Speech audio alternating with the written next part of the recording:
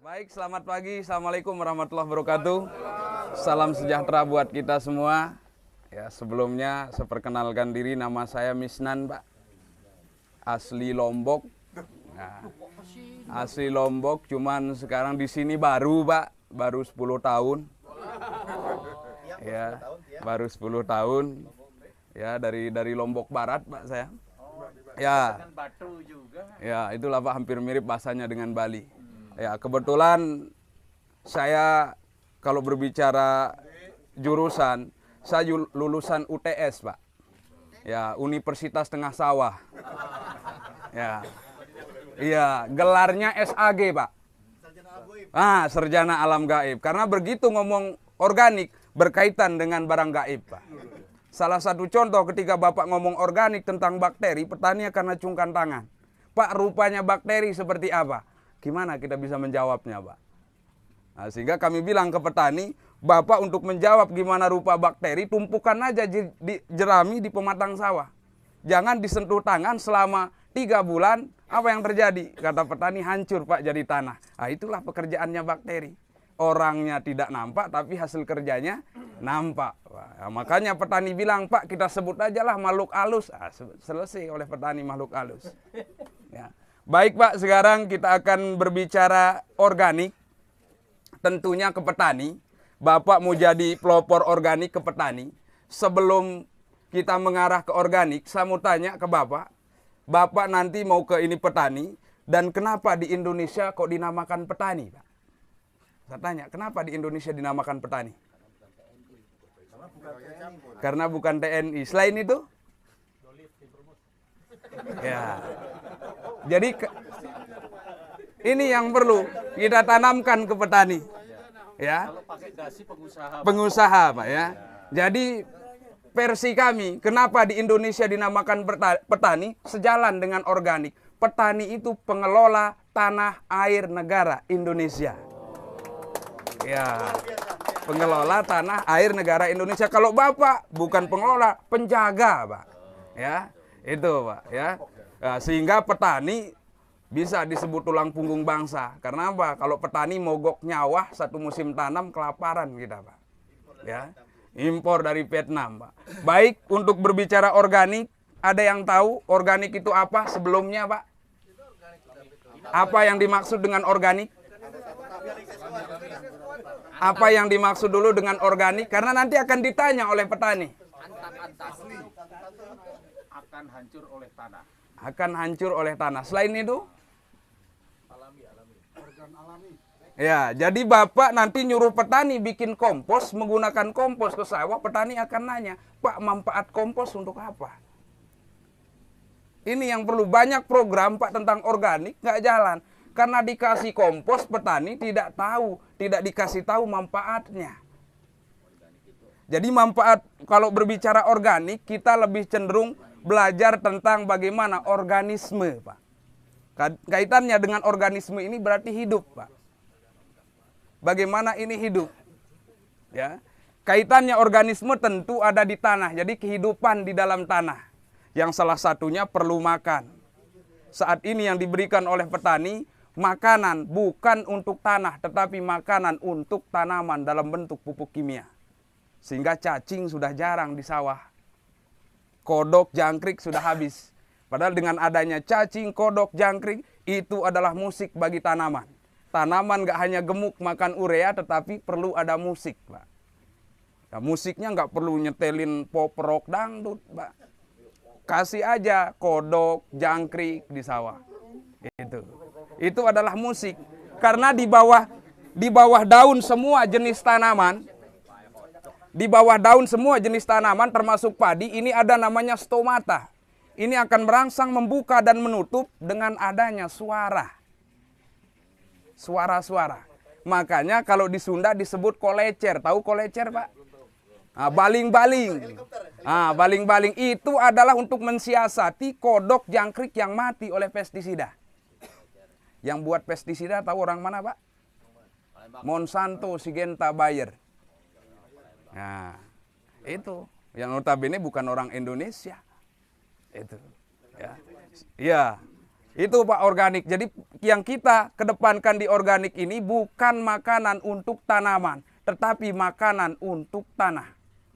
Kemudian selain itu perlu air juga kita bertani organik, tapi bukan diberikan berlebihan. Karena petani saat ini melihat tanaman padi itu seperti eceng gondok. Yang direndam air, padi akan bisa hidup. Sehingga sering terjadi berkelahi gara-gara rebut air. Yang ketiga, perlu napas. Begitu berbicara organik, sirkulasi udara. Bagaimana harus ada udara masuk untuk cacing, untuk bakteri. Sawah direndam air, cacing nggak bisa napas. Begitu nggak bisa napas, cacing naik ke permukaan cari udara. Menyelamatkan diri yang paling dekat dengan petakan sawah itu adalah pematang. Begitu ditanya subur sawah, subur pematang, Pak. Nah, makanya saya bilang ke petani, oke Pak, kalau subur pematang, tanam padi di pematang. Itu. Kamu cari ini cacing di pematang. Jadi ekosistem kita sudah putus. Tahu kunang-kunang, Pak? Tahu? Sering ngelihat kunang-kunang? Tidak ada.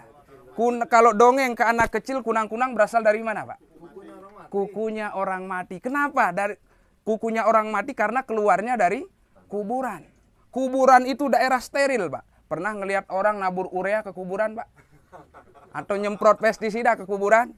Tidak pernah. Ketika steril, kunang-kunang akan muncul. Nah, di sini malam hari ada kunang-kunang, tapi mohon maaf, dulunya bukan bekas kuburan. Ya, itu Pak. Jadi ketika ekosistem sudah jalan, kunang-kunang akan muncul. Kalau Bapak pingin anak Bapak ngelihat kunang-kunang, gampang triknya. Suruh aja jongkok 2 menit berdiri. Wow, banyak Pak. Berkunang-kunang ya. Ya, seperti itu. Jadi banyak, nggak cukup hanya sebentar kalau kita berbicara organik. Kalau masalah teknis organik belakangan, yang penting kata Bapak tadi merubah mindset. Jadi jangan identikan organik ini harus produksi, tidak, perbaikan tanah dulu. Kalau tanah sudah bagus, kata Kos plus tongkat kayu jadi tanaman, Pak. Jadi tongkat batu, Pak, sekarang. Itu. Ya. Lautannya kolam susu. Iya. Impor garam, Pak. Impor garam, Pak ya. Itu. Baik, sekarang kita akan membahas bagaimana peran dan fungsi kompos. Jadi kompos ini sebagian besar untuk tanah, Pak, untuk menggemburkan tanah. Kalau tanah kita sudah gembur, akar mampu leluasa untuk bergerak, produksi padi akan meningkat. Sekarang kita berbicara ketahanan pangan yang notabene-nya harus didukung dengan swasembada. Begitu swasembada berarti yang harus dinaikkan adalah produksi. Begitu ditanya, untuk mengawali produksi ini ada beberapa item yang perlu diperhatikan. Yang pertama, metode kita nanam. Jelas nggak metode kita nanam saat ini di petani? Berapa macam metode yang itu dilakukan oleh petani. Yang itu memang sebuah pilihan kata petani, tapi belum tentu bisa jadi solusi, Pak. Yang kedua, pupuk berimbang. Yang dikatakan pupuk berimbang sekarang beredar di petani penggunaan NPK, urea, TSP, KCL. Tapi nggak pernah berimbang antara pupuk untuk tanah dengan tanaman. Kemudian pengendalian OPT-nya, Pak. Hamanya. Nggak ada cara lain, kata petani, kecuali menggunakan pestisida. Padahal kami ajak petani bagaimana? Bukan berbicara pestisida yang dahsyat, Pak. Mempelajari sifat dan karakteristik hama. Kalau sifatnya sudah ketahuan, mudah meramu obatnya. Contoh tikus. Jangan salahkan tikus datang ke sawah. Ya, tikus itu binatang pengerat. Nah, nanti kita dongeng tikus kalau Bapak sudah ngantuk. Tapi kalau belum ngantuk nggak keluar dongeng tikus. Ya, itu jadi bagaimana penerapan metode yang benar, pupuk berimbang, kemudian pengendalian OPT. Indonesia termasuk negara agraris dan petaninya sudah dinobatkan menjadi petani paling sakti di dunia. Kenapa, Pak? Orang luar negeri tahu yang disemprot racun, yang kelihatan mata doang, Pak, pakai kacamata, semua helm segala macam nyemprot. Di kita, karena sakti, nggak pakai masker, lengan pendek, nyemprot sambil ngerokok. Begitu selesai nyemprot, mual-mual. Kenapa, Pak? Belum sarapan, nyender di pematang lewat. Nggak pernah diekspos, Pak. Takut sawah dimakan tikus, pageri dengan listrik, Pak. Begitu lupa matiin, sebelum tikus kena yang punya sawah dulu kena. Hebat, Pak. Ya. Baik, Pak. Kita lanjut. Sekarang manfaat menggunakan kompos. ini gerbang menuju organik, perbaikan sifat fisik tanah. Kita akan mengawali dengan uji daya kapiler. Ini kita mendatangkan alat dari Prancis, Pak. Mereknya Danone. Danone itu Aqua, Pak, Prancis. Ya. Ini alatnya, ini simulasi sepetak sawah yang menggunakan bahan organik. Ya. Kemudian ini anggap simulasi sepetak sawah yang tidak menggunakan bahan organik. Nah, bahan organik itu bisa kompos, bisa kohe, Pak. Ya, jadi globalnya itu disebut bahan organik, bisa kompos, bisa kohe, kotoran hewan. Nah, ini dilubangi, Pak. Dilubangi, mudah sekali bikinnya. Ya, dilubangi dengan alat pemanas. Ya. Nah, ini adalah uji daya kapiler. Kenapa pentingnya daya kapiler? Ini untuk menjawab lahan-lahan petani ketika musim kemarau suka belah-belah. Retak-retak. Nah, ini. Nah, itu, Pak. Ini jawabannya. Kita mustahil bisa mendapatkan produksi tinggi atau ketahanan pangan kalau sawah kita masih belah-belah. Tetap aja 3 ton, Pak. Sehingga muncul varietas baru keluaran pemerintah. Varietas beras baru. Tahu, Pak? Varietas beras Raskin. Ya. Ya. Nah, nanti ke depannya bukan Raskin, Pak, beras sehat. Nah, apalagi didukung dengan Bapak dari TNI. Wah. Iya, semalam begitu Bapak nyampe, mana Bapak TNI-nya? Saya bilang, begitu tadi, wah serem. Saya bilang, ini yang saya temuin semalam, saya bilang. Hebat banget, Pak, iya. Ya, kemudian ini adalah uji daya kemampuan menyimpan air, Pak. Alatnya sama, kita bolong juga, ini yang lebih gede. Mudah alat ini, saya bilang ke petani, tinggal naik bus yang jurusan Bogor, Kampung Rambutan, lihat bahwa tempat duduk banyak berserakan, Pak. Ya. Jadi ini ilustrasi sepetak sawah yang tidak menggunakan kompos. Ini sawah, tanah yang sama kita campur dengan kompos. Jadi petani akan nyata bisa langsung melihat peran dan fungsi kompos. Kalau kita cerita, masuk kanan, keluar kiri. Tidur, Pak izin bentar, kata petani. Mau ke kamar mandi, hilang, nggak balik lagi. Nah, itu, Pak. Ya. Nah, kemudian kenapa perlunya kemampuan menyimpan air? Ini penting sekali untuk mengatasi petani, merubah filosofi petani bahwa padi itu adalah tanaman air. Padahal hanya perlu air. Cuman kalau kita ngomong tanpa bukti ini, udah nggak akan benar, Pak. Ya. Jadi nanti bagaimana sawah kita kering, tetapi petani akan nyenyak tidurnya. Karena sudah percaya kekuatan bahan organik. Jadi bahan organik atau kompos nanti jangan dilihat kandungan NPK-nya. Tidak penting. Yang penting adalah bagaimana kapilernya, bagaimana mampu menyimpan air. Yang terakhir adalah aerasi atau sirkulasi udara. Ini tanah sawah saja. Kemudian ini tanah sawah yang dicampur dengan bahan organik, Pak. Sama bolong-bolong juga, Pak. Nah, baik, kita lakukan sekarang uji ini. Nah, ini yang dibilang tadi oleh Pak Nendi, 2 semester di universitas. Kalau di universitas disuruh ambil tanah, ambil nampan seperti ini, masukin tanah ke nampan, diremas. Oh, ini kerasa pasir, debu, lihat. Kalau petani nggak efektif, Pak. Begitu disuruh ngeremas, Pak, pasir semua, kata petani. Kenapa? Tangan udah keras, jadi kerasa pasir. Ya, baik, Pak. Sekarang sekarang kita akan masukkan air di sini, di mangkok ini. Ada yang mau maju, Pak, sambil mungkin dipoto? Nah, kalau ngomong dipoto pasti langsung maju, Pak. Pak, tumpahkan ke sini aja, Pak. Ini ke sini, Pak. Ya, ini ke sini, Pak. Nah, tumpahkan ke mangkok. 1, 2, 3, Pak. Hingga tetes terakhir. Jangan ragu-ragu. Nah, tenang, Bapak-bapak akan kebagian. Kalau yang kebagian SRI, Pak. Sabar, ridho, ikhlas. Baik, Pak, terima kasih. Silahkan duduk kembali.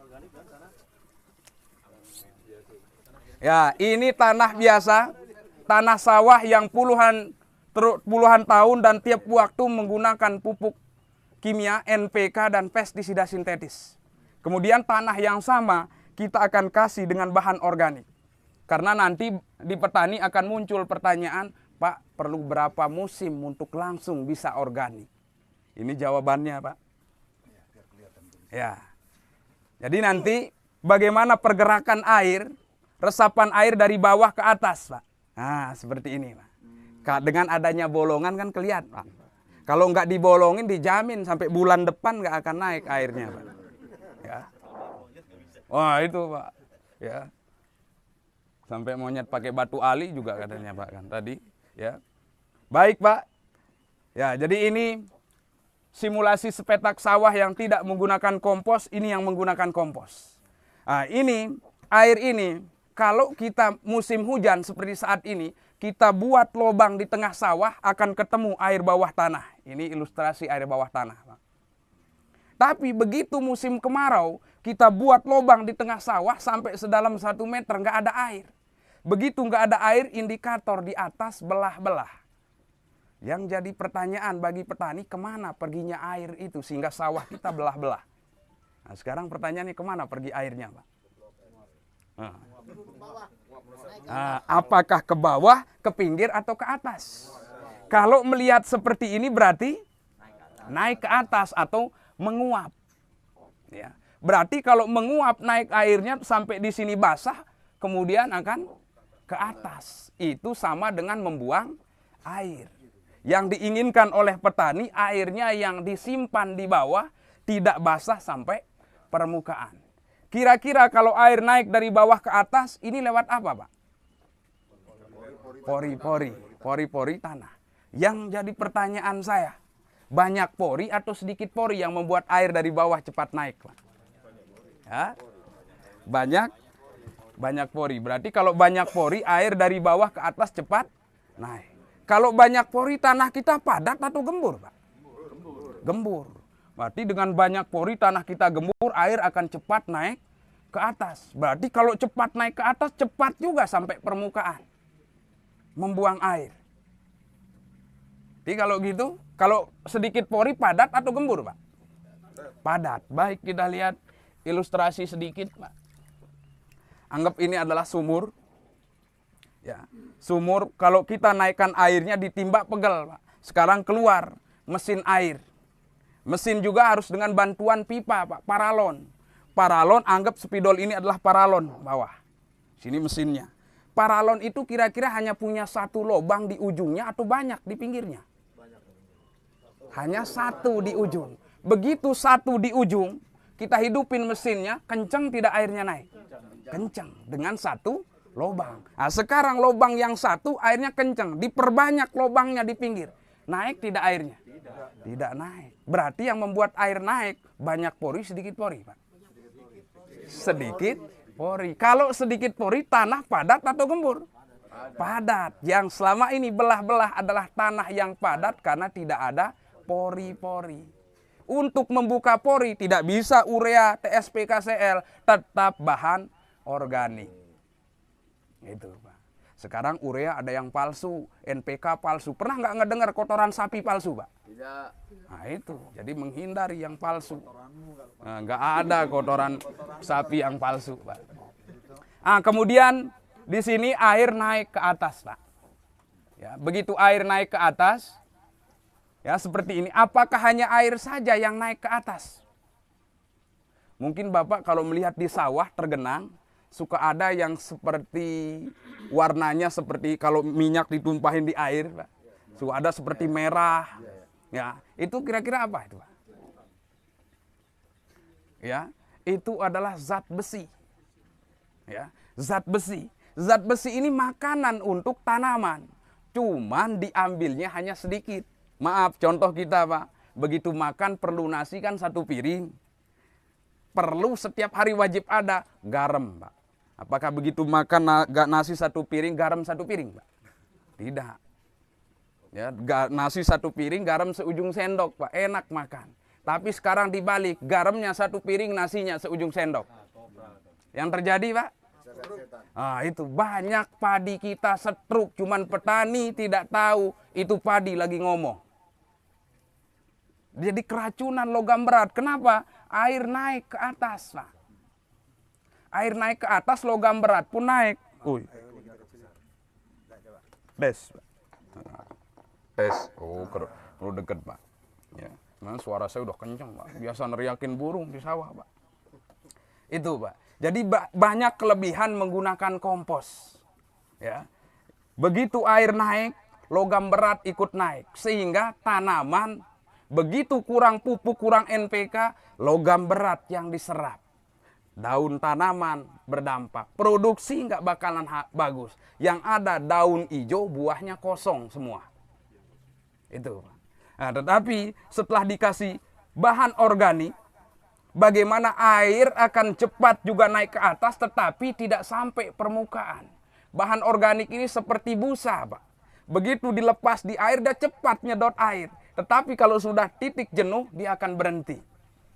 Di ini manfaat menggunakan kompos, membuka pori-pori tanah. Kalau tanah sudah banyak pori, itu yang disebut tanah kita gembur. Kalau tanah gembur, apapun pupuknya, produksi. Tinggal tanah yang kontrak ke kita. Pak, mau berapa ton, kata tanah. Kalau sekarang kita yang kontrak dengan tanah. Ya. Baik, selanjutnya adalah uji kemampuan menyimpan air. Nah, kita singkat saja, Pak. Dapat instruksi barusan harus singkat. Kalau bisa 5 menit.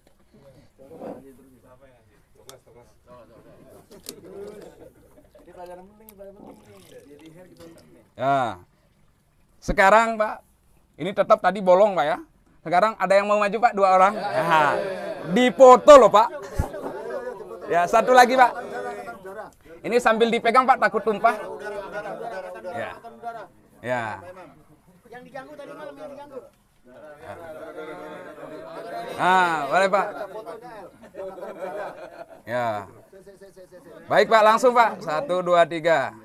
Ya, lomba siapa menang. Nanti bisa dilihat, Pak, pergerakan air mana yang paling duluan menetes. Yang netes duluan sini. Baik, silakan duduk kembali, Pak. Terima kasih.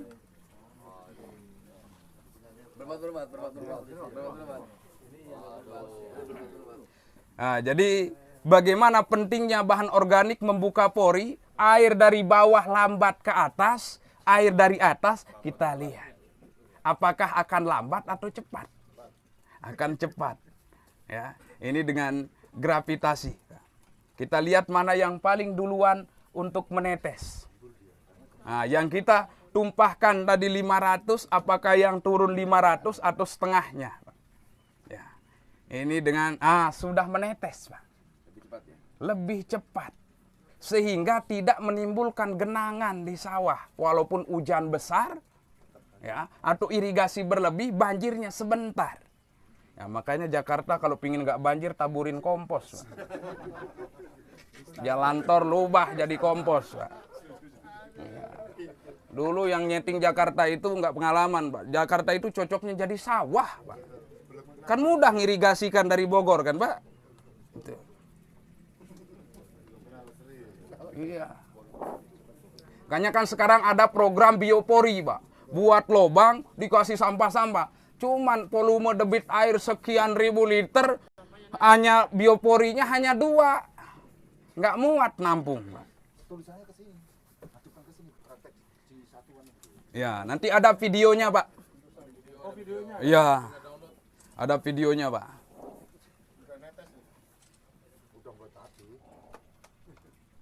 Ya, ini menandakan bahwa dengan bahan organik terbukanya pori-pori tanah.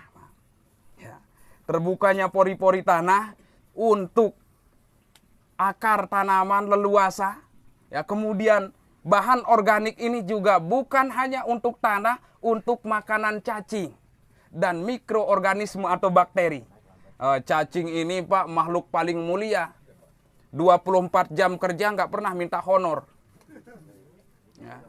Ya, jangan dibunuh, Pak.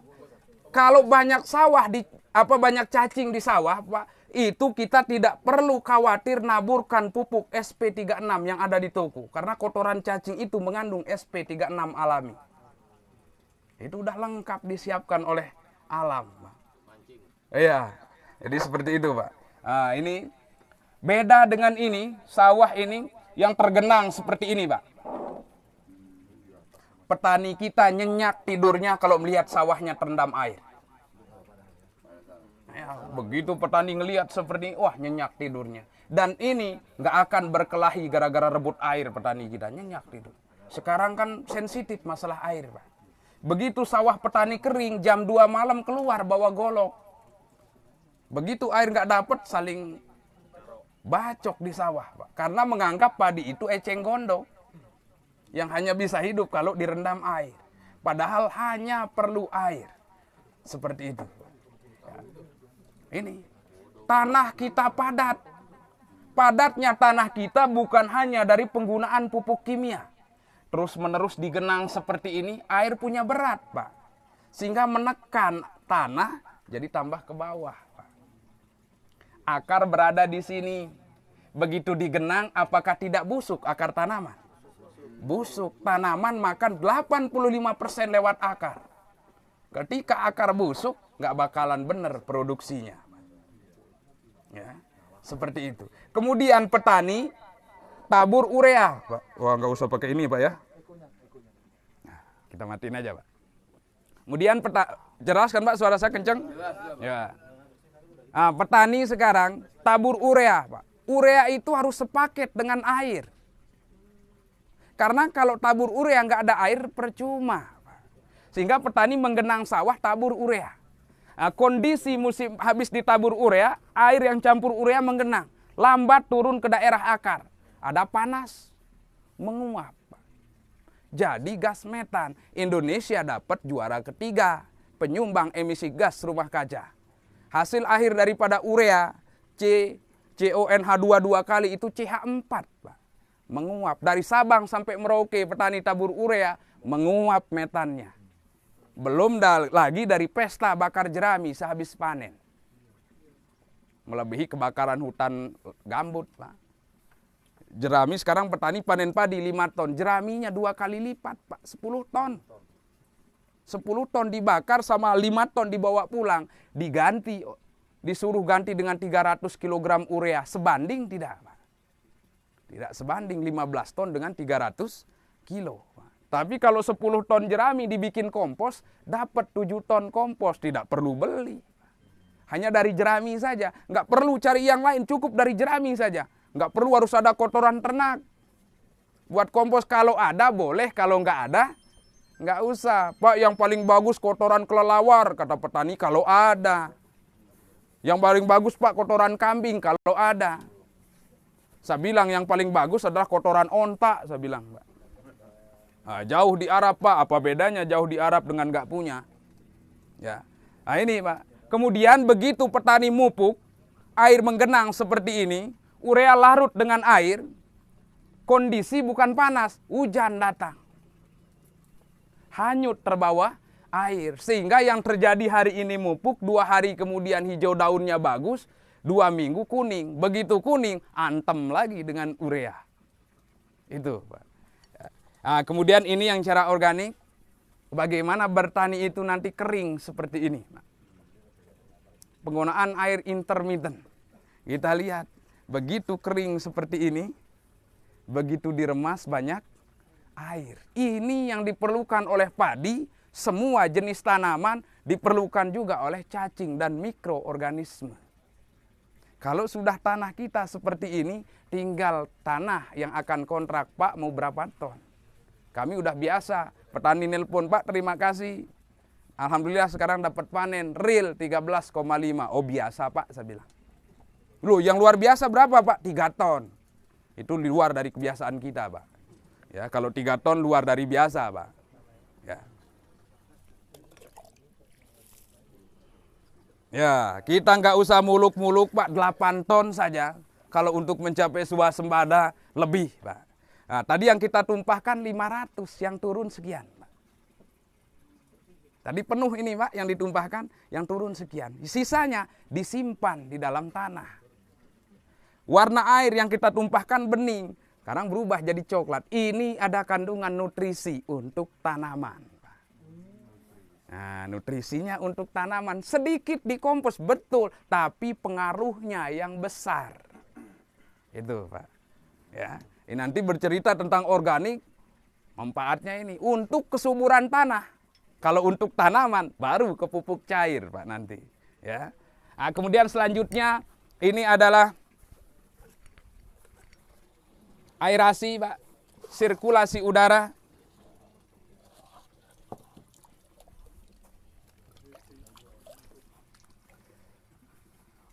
Sirkulasi udara. Ini kita harus kasih tiup dengan balon, Pak, indikator. Ini juga sama bolong-bolong, kita kasih tekanan dengan balon. Nanti indikatornya keluar gelembung, Pak. Ya. Nah, di sini kita menggunakan balon ungu dengan balon merah, jangan menggunakan balon hijau, Pak. Karena udah diperingatin meletus balon hijau, Pak.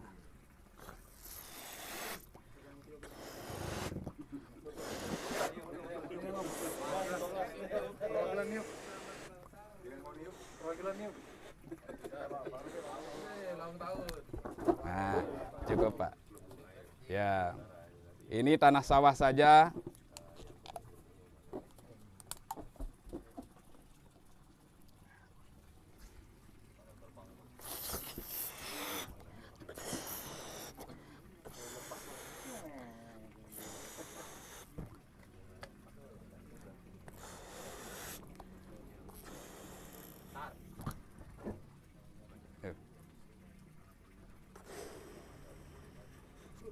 Ya, cukup, Pak.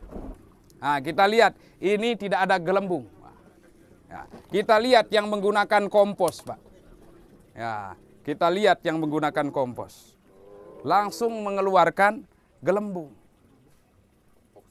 Iya. Jadi ini yang dengan oksigennya, sirkulasi udaranya lancar di dalam tanah, cacing akan bertambah banyak. Bakteri akan hidup. Jadi banyak cacing, banyak makanan. Ya. Seperti itu, Pak. Ini yang disebut tanah kita lagi sakit, tidak ada gelembung, Pak. Lagi asma. Kalau seperti ini kita berbicara ketahanan pangan, nggak akan mungkin bisa dicapai, Pak. Ya. Ini, Pak. Kalau ini tanah seperti ini kita ngomong, kita harus waspada sampai kapanpun. Nah, sampai monyet udah lebaran 3 kali nggak akan kecapai, Pak. Ya. Tapi kalau seperti ini tanah kita, ya, pupuk apapun walaupun buatan kita sendiri akan bagus, Pak. Mari kita menyehatkan tanah. Luar biasa. Tapi ingat, Pak, kita berorganik siap-siap disebut orang gila. Berorganik siap-siap disebut orang gila. Kenapa? Kami sudah pengalaman disebut orang gila. Orang nanam banyak, kita nanam satu. Oh, orang gila, Pak. Saat banyak aja habis sama keong, apalagi satu. Gila Bapak ini, orang mupuk pakai pupuk buatan toko ini, cari buah-buahan yang huruf terakhirnya K untuk bikin pupuk. Apa, Pak, yang huruf terakhirnya K? Pisang busuk, pepaya busuk. Disebut gila, Pak. Dari Sabang sampai Merauke saya pergi disebut gila. Akhirnya saya punya nyanyian. Kita orang gila kita. Kalau tidak gila bukan orang kita. Akhirnya nyamperin satu, ikut nyanyi orang gila tadi. 2, datang 2, ikut nyanyi gila tadi. Sampai alhamdulillah dari Kemenhan ya, Pak, datang juga. Karena iya, ya itu, Pak. Karena gila ini gerakan inisiatif lestarikan alam. Bukan gila yang tidak pakai baju, Pak, ya. Nah, ini bukti nyata, Pak. Ya, kalau tanah kita sudah sehat, gembur, subur, pupuk apapun, produksi mau berapa, hayu. Itu, Pak. Ya, tanaman yang minta kontrak, bukan kita. Ya, kalau hanya untuk mendapatkan 8 ton itu saya rasa bukan sesuatu pekerjaan yang harus menurunkan. Kalau orang bilang kapeleri tank baja, ini kalau untuk mendapatkan 8 ton, kita fokus saja di anakan padi, nanam satu jadi 40, 8 ton di tangan. 1 hektar 8 ton. Boleh, Pak? Setelah tanah menjadi organik, kan meningkat. Apalagi kalau dengan ditambah pupuk lagi. Boleh nggak? Itu, Pak. Ditambah pupuk urea, Pak. Itu yang disebut dengan semi organik. Ini boleh. Seperti yang di Deptan menyebutnya segan, SRI semi organik, itu pilihan, Pak. Kalau tujuannya memperbaiki tanah juga tanaman dengan dikasih, tanahnya dikasih kompos, tanamannya dikasih urea, itu pilihan, silahkan, Pak. Nggak akan ditangkap Satpol PP, saya bilang ke petani. Boleh Pak, itu segan Pak. Itu bagus. Ini yang lepas kontrol di kita Pak. Petani kalau berani nabur kompos dan kasih urea, ureanya akan berkurang sebenarnya. Produksinya akan naik, cuman harganya, harga berasnya tidak seperti harga beras organik Pak. Karena di pasaran tidak ada namanya beras semi organik. Organik atau anorganik. Itu boleh Pak, pilihan. Banyak kalau semi, untuk mendapatkan 8 ton itu terendah lah Pak. 8 ton itu terendah kalau dengan semi. Ya. Kita dengan organik full saja, kita sudah menguasai ininya, di lapangannya. Sehingga ini yang penting Pak, kasih kompos. Tadi ada yang nanya Pak, gimana kalau lahan gambut? Nah, saya dengar, lahan gambut itu adalah lahan yang kelebihan kompos Pak. Lahan yang kelebihan kompos, ibarat Bapak isi kompos di karung, tanam padi, nggak akan tumbuh. Karena nggak ada media tanahnya. Kemudian lahan gambut itu adalah lahan yang ratusan tahun direndam air, busuk. Begitu busuk, di dalamnya yang bekerja adalah bakteri anaerob disebutnya. Asam. Makanya solusinya adalah kasih dekomposer dalam bentuk mol tadi Pak. Kemudian kasih sedikit media tanah untuk mengikat akar, produksi bisa naik. Itu. Ya. Ya? Harus pakai Tanah. Nah. Kalau tanahnya di sekitar situ gambut juga gimana Pak? Nah ini Pak. Jadi nanti beli kita ini kalau enggak pakai tanah, kita akali dengan parit Pak. Kan biasa yang atas sudah seperti tanah Pak. Kita keringkan Pak. Kita genjot dengan pupuk cair atau mol.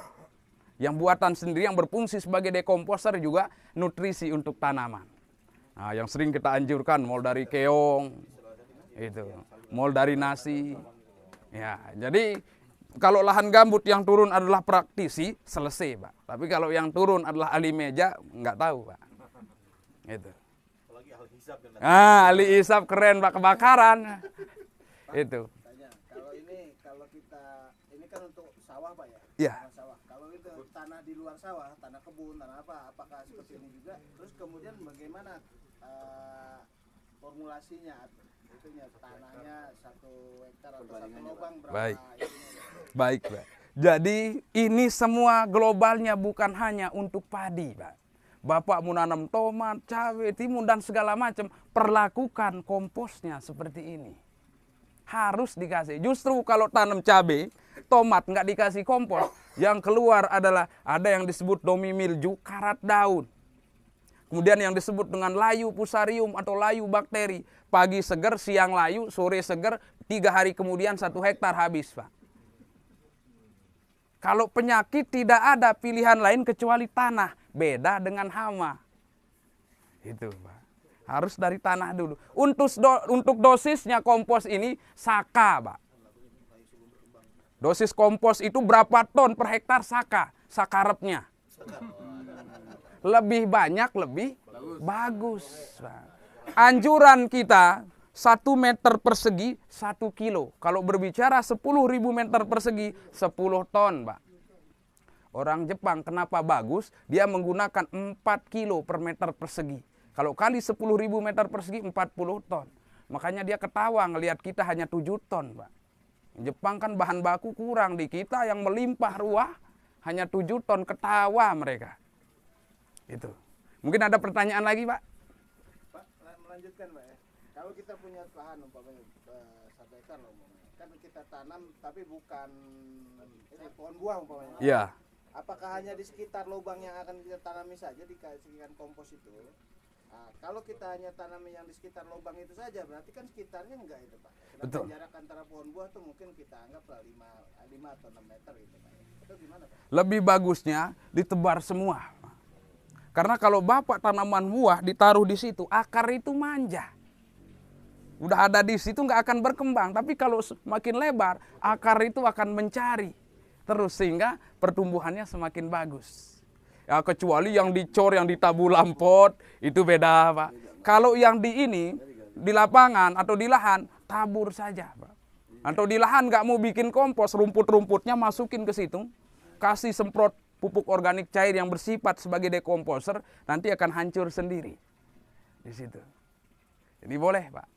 Ya. Sekarang kalau mau menyuburkan tanah yang kita pot di polybag itu berapa tahun sekali diganti? Nah, untuk di pot atau polybag, jadi setelah masuk tanah dengan kompos, usahakan dikasih lagi per 3 bulan atau 2 bulan sekali kasih. 2-3 genggam komposnya Pak. Aduk-aduk, kemudian pupuk cairnya kasih boleh 5 hari sekali, 7 hari sekali atau 10 hari sekali. Ya. Jadi untuk medianya itu akan ini Pak, akan terus habis nanti komposnya, begitu dalam waktu 2 bulan atau 3 bulan kasih lagi 2-3 genggam atau 1 kilo. Itu pertumbuhannya akan tetap buah itu. Ya. Seperti itu Pak. Mungkin ada lagi Pak? Kalau tidak ada kira-kira sudah ini Pak? Nah. Ya, jadi ini yang disebut tanah kita sakit, makanya belajarlah tanah kita sakit. Ini kondisinya Pak. Tidak bisa keluar udara, mustahil cacing bisa hidup. Kalau cacing nggak bisa hidup, padat yang terjadi. Udara tidak bisa masuk. Ini ekologi tanah, Pak. Gerbang menuju organik. Kenapa disebut ekologi? Nah, ekologi tanah atau rumah tangga tanah. Ibarat kita rumah yang bagus tentu yang memiliki ruang-ruang, Pak. Kalau rumah hanya 1 kamar kan gudang disebutnya, Pak. Ya. Rumah yang bagus selain memiliki ruang, ada makanan. Penghuni rumah akan betah di dalam rumah. Rumahnya bagus, ruangnya bagus, makanan banyak, tapi jangan kasih jendela. Pengap keluar. Sehingga ruangannya bagus, makanan ada, jendelanya pun ada. Enak di rumah, Pak. Ya, cacing pun akan betah, akar tanaman semakin bagus, Pak.